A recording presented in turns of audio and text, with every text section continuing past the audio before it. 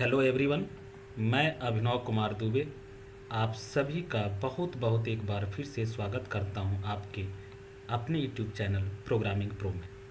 Friends, आज के session का मुख्य उद्देश्य यह है कि हम आज ओ लेवल कोर्स के अंतर्गत मॉड्यूल सेकेंड यानी वेब डिजाइनिंग एंड पब्लिशिंग के बारे में डिस्कस करने वाले हैं।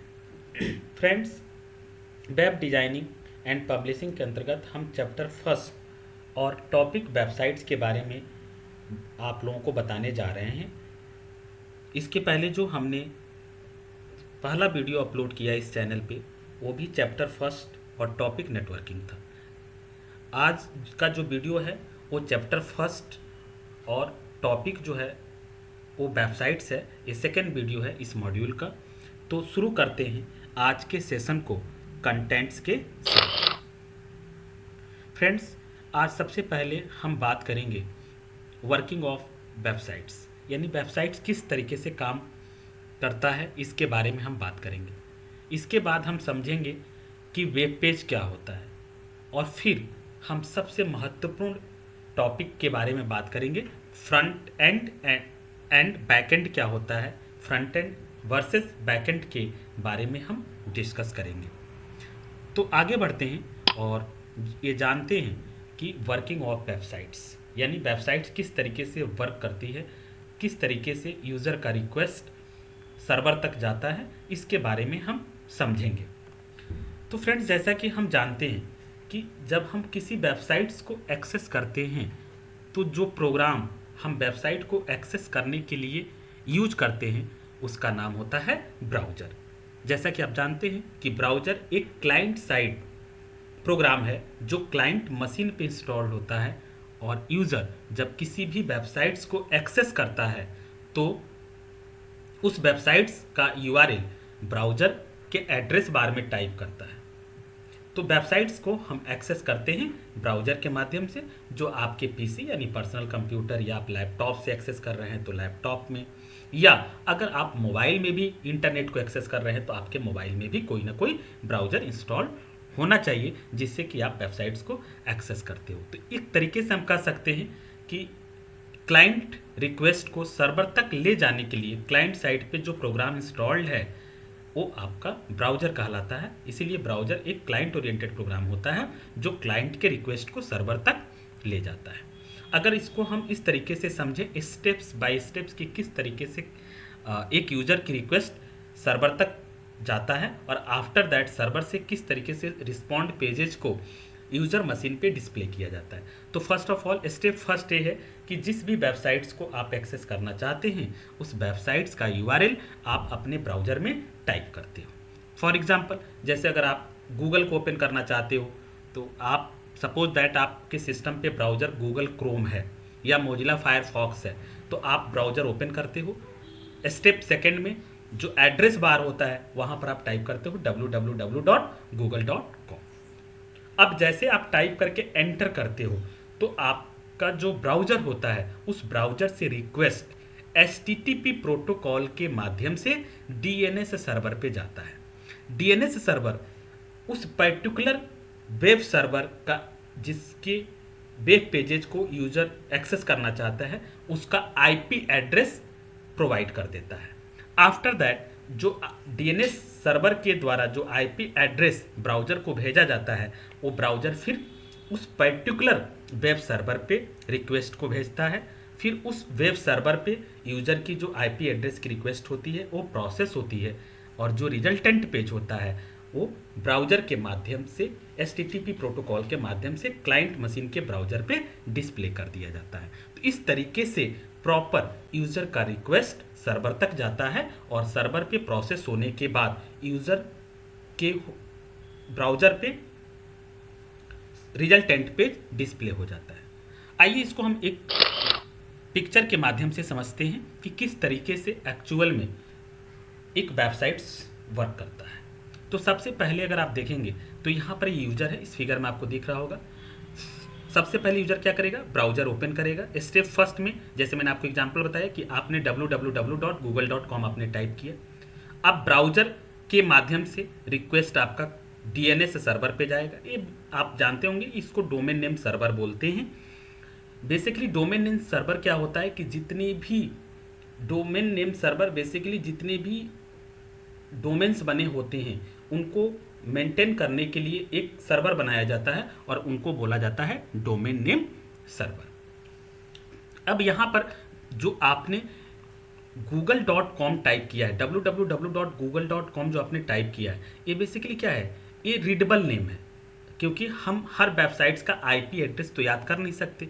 तो इसी यूजर यूजेबल रीडेबल नेम की करस्पॉन्डिंग एक आईपी एड्रेस होती है। वो IP address domain name server के माध्यम से रेंडर किया जाएगा। तो जैसे यूजर ने google.com टाइप किया, यहाँ डोमेन नेम सर्वर पे आया, डोमेन नेम सर्वर पे ये फाइंड हुआ कि इसका आईपी एड्रेस 192.168.1.6 है।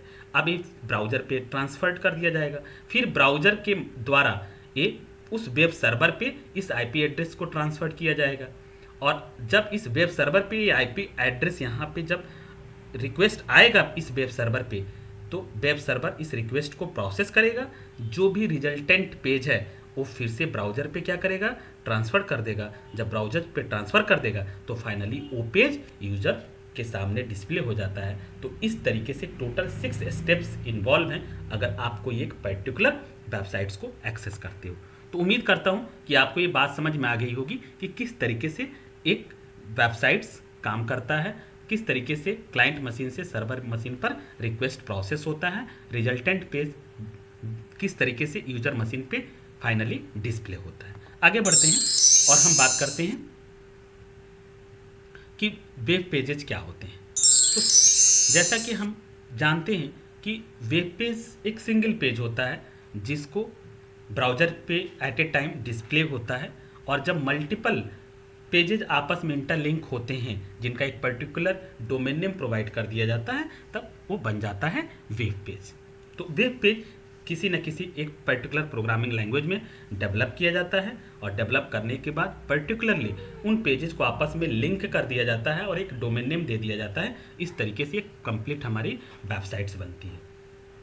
आगे बढ़ते हैं और फिर ये जानते हैं कि front end and back and क्या होता है।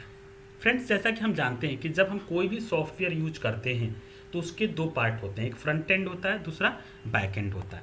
फ्रंट एंड का मतलब ये होता है कि जो यूजर से इंटरेक्ट करता है, जो पेज यूजर के सामने दिखता है, जिस पेज से यूजर इंटरेक्ट करता है, बेसिकली वो आपका फ्रंट एंड होता है। जैसे आपके सामने कोई फॉर्म ओपन हो गया, फॉर्म में आप अपनी डेटा फिल करते हो तो फॉर्म आपके सामने विजुलाइज हो रहा है।